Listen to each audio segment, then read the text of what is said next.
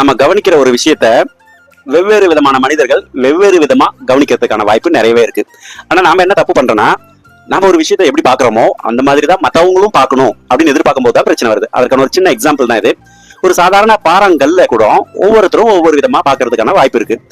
ஒரு கட்டிடக்கலை நிபுணர் வராங்கன்னா அந்த கல்லை எப்படி கட்டிடத்துக்கு பயன்படுத்தலாம், எந்த ஷேப்ல அதை கட் பண்ணி எடுக்கலாம் அப்படின்னு யோசிப்பாங்க. ஒரு சிலை வடிக்கும் சிற்பி வந்தார்னா அதுக்குள்ள இருக்கிற அழகான சிலையை தேடுவார். சோ ஒவ்வொருத்தருமே அவங்க பாக்குற விதத்துல அவங்களுடைய அணுகுமுறையும் மாறுவதற்கான வாய்ப்பு நிறையவே இருக்கு.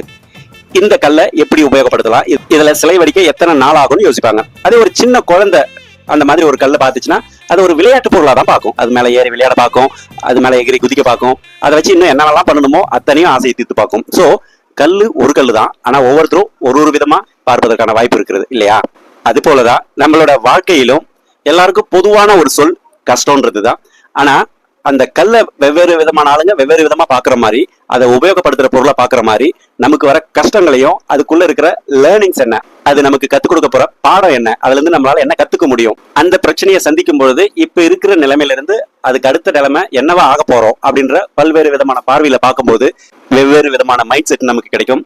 உங்க மைண்ட் செட் எப்படி இருக்கு, உங்க வாழ்க்கையை எப்படி மாத்துதுன்னு தெரிஞ்சுக்கணும்னா 2 நிமிடம் செல்ஃப் செக் பண்ணி பாருங்க. உங்க வாழ்க்கையில நல்ல மாற்றத்துக்கான ஆரம்பம் இது. இந்த லிங்க்குள்ள போயிட்டு உங்களுடைய பேரு, தேவைப்பட்ட போன் நம்பர் கொடுக்கலாம், இல்லைன்னா மெயில் ஐடி மட்டுமே கொடுக்கலாம். கீழே ஒப்புக்கொள்கிறேன் அதுல வந்து கிளிக் பண்ணிட்டு உள்ள போனீங்கன்னா ஒரு 19 விதமான கேள்விகள் கேட்கப்பட்டிருக்கும். அதுக்கு தற்போதைய சூழ்நிலை உங்களுக்கு என்ன தோணுதோ அதை பதில் அளிச்சுக்கிட்டே வரும்பொழுது இறுதியாக உங்களுடைய ஸ்ட்ரென்த் என்ன, வீக்னஸ் என்ன, எதில் கவனம் செலுத்தணும், அதுக்கு தகுந்த உதவி மற்றும் பயிற்சிகள் ஏதாவது தேவைப்படுதுனாலும் நீங்க 30 மினிட்ஸ் செஷனுக்கு புக் பண்ணிக்கலாம். ஸோ அடுத்த வீடியோ சந்திப்போம். நன்றி.